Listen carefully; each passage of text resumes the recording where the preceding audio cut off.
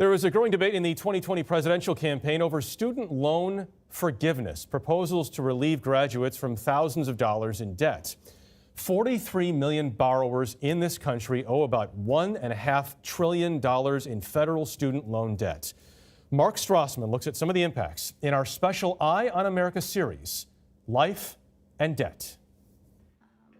I'm about 134. I owe $108,137.48 in student loans. $22,000 on minimum wage. Even 2 jobs wasn't enough. This will undoubtedly affect me far into the future. Now it is making it extremely hard for me to change careers. It's a huge part of every decision that I make. If you want a good job, you have to go to college, but nobody really talks about the price.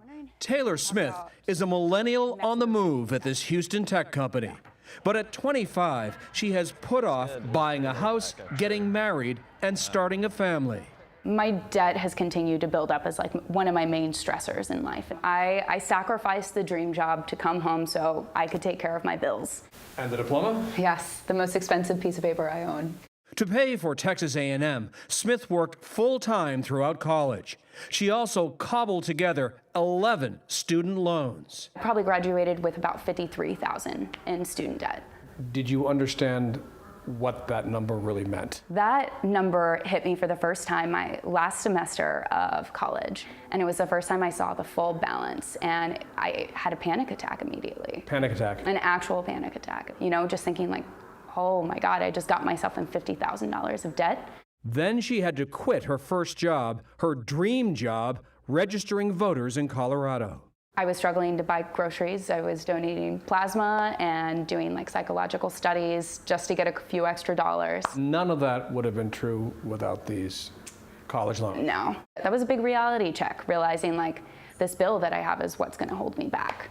43 million Americans currently have student debt. The average household with student debt owes almost $48,000. 5.2 million of them are in default. And college costs keep rising. At Ohio State, a public university, in-state students pay $27,000 a year. An elite private school like Stanford costs $74,000. We're telling individuals, just take on the debt, it's worth it. And the larger ramifications to their lives and our society are truly unknown. Seth Frotman is the executive director of the Student Borrower Protection Center, a nonprofit watchdog.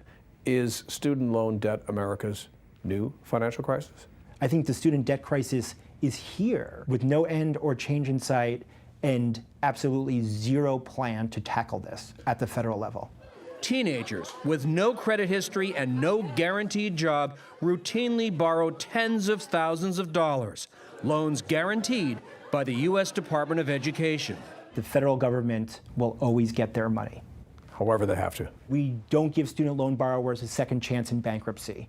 We let their wages be garnished. We even let their Social Security benefits be seized.